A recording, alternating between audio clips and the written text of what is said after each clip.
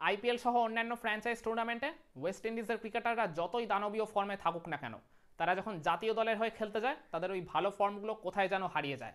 অপরদিকে রিসেন্ট পাস্টে যেসব ইংল্যান্ডের ক্রিকেটাররা আইপিএল খেলে গেছেন, মানে যারা ভালো ফর্মে ছিলেন তাদের ওই গুড ফর্মটা ন্যাশনাল টিমের হয়েও at the same time carry করলেন। তো ইংল্যান্ড আর ওয়েস্ট ইন্ডিজের মধ্যেকার 3 ম্যাচের টি-20 সিরিজের প্রথম ম্যাচটা ছিল চেস্টারলি স্ট্রিটে, যেখানে English captain Harry Brook toss জিতে আগে ব্যাটিং করার সিদ্ধান্ত নিয়েছিলেন।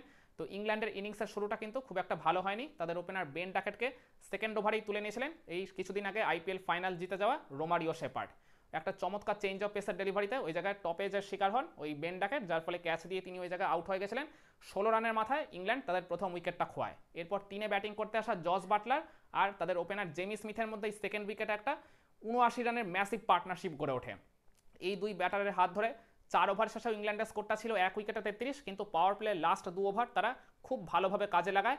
আলজারি জোসেফ আর আন্দ্রে রাসেলকে ওই পাওয়ার প্লে লাস্ট 2 ওভারে তারা পিটিয়ে তুলে ফেলে 24 রান আর 23 রান। তো যার ফলে ওই 4 ওভার শেষে তাদের স্কোরটা ছিল 33-1, সেখান থেকে পাওয়ার প্লে শেষে মানে 6 ওভার শেষে তাদের স্কোরটাকে নিয়ে চলে গেল 1 উইকেটে 78-এ। ওইখানেই তাদের ইনিংসটা অনেকটা বুস্ট আপ হয়ে যায়। দুজনেই দুইটা চমৎকার ইনিংস তখন ডেলিভার করছিলেন। ওই জায়গায় মানে জস বাটলার মাত্র 25 বলে তিনি নিজের 50টাও কমপ্লিট করে নিয়েছিলেন। তো এরপর ইনিংসের তাদের বিপত্তিটা ঘটলো ওই 8ম ওভারে গিয়ে, যেখানে ওই রোমারিও শেপার্ড তার সেকেন্ড ওভারে বল করতে এসে তিনি ওই জেমি স্মিথের উইকেটটা তুলে নিয়েছিলেন। তো 38 রানে জেমি স্মিথ আউট হয়ে গেলেও এরপর ক্রিজে আসেন ইংল্যান্ডের ক্যাপ্টেন হ্যারি ব্রুক। তিনি একটা চমৎকার রিভার্স স্ল্যাপে কিন্তু বাউন্ডারি মেরে দিয়েছিলেন ওই রস্টন চেসকে, কিন্তু তার ঠিক পরের বলেই ওই এক্সট্রা কাভারের উপর দিয়ে আবার একটা বড় শট খেলতে গিয়ে ওই জায়গায় নিজের উইকেটটা খোয়ান, বোল্ড হয়ে যান পুরোপুরি। মাত্র 6 রান করে তিনি প্যাভিলিয়নে ফেরত চলে গেছিলেন। এরপর 10 ওভার শেষেও ইংল্যান্ডের স্কোরটা ছিল 3 উইকেটে 108। রান ঠিকঠাক থাকলেও উইকেট তারা ওই জায়গায় কিন্তু একটু বেশি খুঁয়ে ফেলেছিল বলা চলে। কিন্তু এরপর ইংল্যান্ড আরেকটা ধাক্কা খায় ওই 5 নম্বরে ব্যাটিং করতে নামা টম ব্যান্টনকে যখন ফিরিয়ে দিলেন আন্দ্রে রাসেল একটা চমৎকার চেঞ্জ অফ পেসের ডেলিভারিতে। ওই জায়গায় রাসেলের বলের লাইন মিস করে তিনি এলবিডব্লিউ হয়ে গেছিলেন। 116 রানের মধ্যে ইংল্যান্ড ওই জায়গায় 4 উইকেট খুঁয়ে ফেলে। 1 উইকেটেও যেখানে তাদের স্কোরটা ছিল 95, তারপর দেখা গেল 4 উইকেটে হয়ে গেল সেটা 116, মানে 21 রানের মধ্যে 3 উইকেট খুঁয়ে ইংল্যান্ডের তখন কিন্তু একটা ব্যাটিং বিপর্যয় হওয়ার আশঙ্কা তৈরি হয়েছিল। কিন্তু সেই জায়গা থেকে ইনিংসটা আবার রিবিল্ড করলেন ওই জস বাটলার আর ওই 6 নম্বরে ব্যাটিং করতে আসা জ্যাকব বেথেল। এদের মধ্যে 5th উইকেটে একটা 60 রানের পার্টনারশিপ গড়ে ওঠে। জ্যাকব বেথেল মূলত সাপোর্টিভ রোলই প্লে করছিলেন আর রান তোলার মূল কাজটা করছিলেন ওই জায়গায় জস বাটলার। 15 ওভার শেষেও তাদের স্কোরটা ছিল 4 উইকেটে 136। তো জস বাটলারকে বলবো তিনি যেভাবে ইনিংসটা শুরু করেছিলেন সেই মানে আগুনটা কিন্তু পরবর্তীতে অতটা ধরে রাখতে পারেননি, কারণ ওই ইনিংসটা যেহেতু রিবিল্ড করতে হচ্ছিল। তো এরপর তিনি মানে যে ইনিংসটা ডেলিভার করেছেন সেটা কিন্তু যথেষ্ট কার্যকরী। আমি মনে করি তিনি যদি শেষ পর্যন্ত থাকতে পারতেন ইংল্যান্ডের স্কোরটাকে অনায়াসে 200-র উপর নিয়ে চলে গেলেও যেতে পারতেন। কিন্তু ওই জায়গায় 19 নম্বর ওভারে 4th ডেলিভারিতে আলজারি জোসেফের বলে এলবিডব্লিউ হয়ে জস বাটলার প্যাভিলিয়নে ফেরত চলে যান। মানে একদম নিশ্চিত সেঞ্চুরিটা তিনি এদিন ফেলে এলেন বলা চলে। 96 রানের একটা চমৎকার ইনিংস খেলে তিনি আউট হয়ে গেছিলেন। এরপর ক্রিজে আসেন উইল জ্যাক্স, যিনি আইপিএলও ভালো ফর্মে ছিলেন। উইল জ্যাক্সও একটা বাউন্ডারি মেরেছিলেন, তারপর জ্যাকব বেথেলও একটা ছক্কা তিনি মেরেছিলেন। তিনি 23 বলে 23 রান করে অপরাজিত থাকলেও উইল জ্যাক্স কিন্তু একদম ইনিংসের লাস্ট ডেলিভারিতে রান আউট হয়ে গেছিলেন। তো যার ফলে ইংল্যান্ড তাদের ইনিংসটা শেষ করলো 6 উইকেটে 188 এই অবস্থায়। তো 189 রানের বেশ বড় একটা লক্ষ্যমাত্রা নিয়ে খেলতে নেমে ওয়েস্ট ইন্ডিজের ইনিংসের শুরুটা কিন্তু বেশ ভালো হয়েছিল। প্রথম 3 ওভারে তারা ওই জায়গায় ওপেনিং জুটিতে 27 রান তুলে ফেলে। এরপর বিপত্তিটা ঘটলো লিয়াম ডসন যখন 4th ওভারে মানে তার দ্বিতীয় ওভারে বল করতে এলেন, তিনি ওই জায়গায় তুলে নেন জনসন চার্লসের উইকেটটা। মানে ওই জায়গায় ফ্লাইটটাকে ওই মানে স্টেপ আউট করে মারতে গিয়ে বলের লাইন মিস করে টার্নেই বিট হয় ওই জায়গায় স্টাম্প হয়ে যান ওই জনসন চার্লস। ওই জায়গায় প্রথম উইকেটটা খোয়ায় ওই জায়গায় ওয়েস্ট ইন্ডিজ, আর এর ঠিক 1 ওভার পরেই তাদের ক্যাপ্টেন শাই হোপের উইকেটটা ওই জায়গায় তুলে নেন ম্যাথিউ পটস।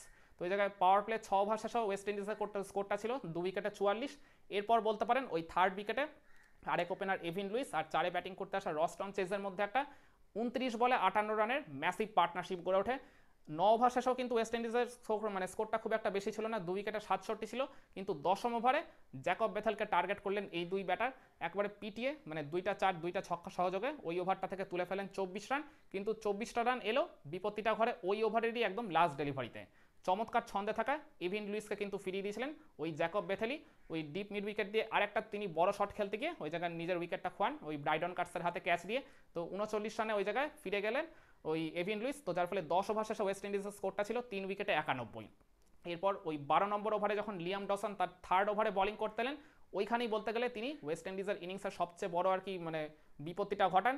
একই ওভারের মধ্যে তিনি 2টা উইকেট তুলে নিয়েছিলেন। আইপিএলে চমৎকার ছন্দে থাকা শেরফান রাদারফোর্ডকে প্রথমে ফিরিয়ে দিয়েছিলেন, আর তার ঠিক 1 বল পরেই ক্রিজে সেট হয়ে যাওয়া রস্টন চেসকেও ফিরিয়ে দিয়েছিলেন। তো যার ফলে ওয়েস্ট ইন্ডিজ ওই জায়গায় 5 উইকেট খুঁয়ে ফেলে 100 রানের ভেতরেই। এরপর আন্দ্রে রাসেল আর ওই রবমান পাওয়েলের মধ্যে একটা 15 রানের জুটি গড়ে উঠেছিল ঠিকই। এই জুটিটা যখন খেলছিল তখন মনে হচ্ছিল যে ওয়েস্ট ইন্ডিজকে তারা হয়তো বৈতরণীটা পার করে দিলেও দিতে পারে যদি তাদের মধ্যে একটা বড় পার্টনারশিপ গড়ে ওঠে, কারণ লাস্ট 7 ওভারও কিন্তু ওয়েস্ট ইন্ডিজের জয়ের জন্য 82 রান প্রয়োজন ছিল, যেটা কিন্তু ভেরি মাচ পসিবল এই মডার্ন ডে টি20 ক্রিকেটে। তারপরেও যখন আর কি ওয়েস্ট ইন্ডিজের হাতে আরও বেশ 2-3 জন বড় বড় বিগ হিটার ছিলেন, কিন্তু ওই জায়গায় আবারও বিপত্তিটা ঘটে ওই লিয়াম ডসন যখন বোলিং করতে এসে ওই মানে 14 নম্বর ওভারে ওই রবমান পাওয়েলের উইকেটটা তুলে নেন। রবমান পাওয়েল কিন্তু তাকে ওই ওভারের প্রথম 3 বলের মধ্যে 2টায় বাউন্ডারিও মেরে দিয়েছিলেন, কিন্তু এরপর চমৎকার মাইন্ড গেম খেলে ওই লিয়াম ডসন একটা আর কি ফ্ল্যাটার টাইপের ডেলিভারি করলেন, তো যার ফলে মানে টার্নে ওই জায়গায় আর কি বলতে গেলে বিট হয়েছে, মানে টার্ন এক্সপেক্ট করেছিলেন রবমান পাওয়েল, কিন্তু ওটা একদম আর কি স্ট্রেটার টাইপের ডেলিভারিতে তিনি বোল্ড হয়ে যান। আর এরপরে বলতে গেলে ওয়েস্ট ইন্ডিজের মানে ইনিংসের সেভাবে প্রতিরোধ গড়ে তোলার মতো কেউই ছিল না। জ্যাকব বেথেল এসেও এরপর আন্দ্রে রাসেলকে ফিরিয়ে দিয়েছিলেন, আন্দ্রে রাসেল একটা ছক্কা মারলো, সেটা আর কি গুড এনাফ ছিল না।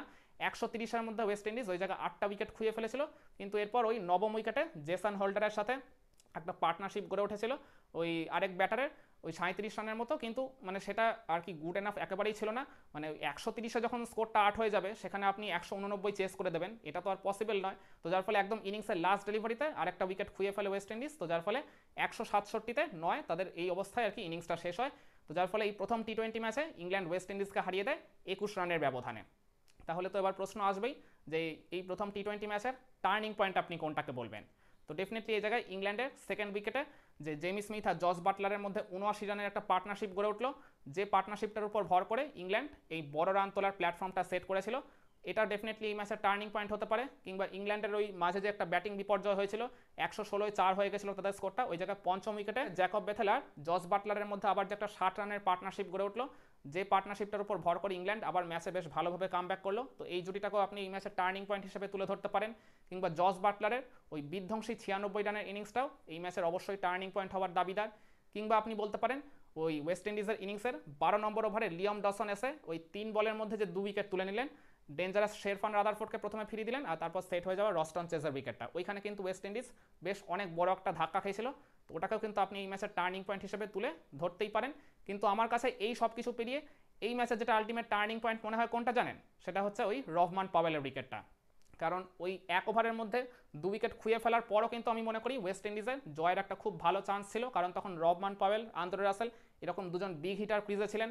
তারপরেও কিন্তু ওই তাদের জেসন হোল্ডার কিংবা রোমারিও শেপার্ড কিংবা গুডাকেশ মোটি এই 3 জন আরও বড় বড় বিগ হিটার অপেক্ষা করছিলেন, তো ওই জায়গায় আমি মনে করি রাসেল আর রহমান পাওয়েলের মধ্যে অন্তত 40+ রানের যদি একটা পার্টনারশিপ তখন ওই জায়গায় গড়ে উঠতো, তাহলে ম্যাচটা কিন্তু বেশ ভালোভাবে কামব্যাক করতে পারতো ওয়েস্ট ইন্ডিজ, ইভেন তারা ম্যাচটা ওই জায়গা থেকে হলেও জিতেও যেতে পারতো। কিন্তু ওই 14 নম্বর ওভারে লিয়াম ডসন বল করতে এসে যখন ওই রহমান পাওয়েলের উইকেটটা তুলে নেন, ওইখানেই বলতে গেলে ওয়েস্ট ইন্ডিজের জয়ের আশাটা পুরোপুরি শেষ হয়ে যায়। তো আমার কাছে ওই রহমান পাওয়েলের উইকেটটা যে 14 নম্বর ওভারে তুলে নিলেন ওই লিয়াম ডসন, ওটাই এই ইংল্যান্ড আর ওয়েস্ট ইন্ডিজের মধ্যেকার প্রথম টি20 ম্যাচের আলটিমেট টার্নিং পয়েন্ট। একমত হবেন নাকি আপনার কাছে এই ম্যাচের টার্নিং পয়েন্ট অন্য কিছু ছিল? কমেন্ট করে আপনার মতামতটা জানাতে পারেন।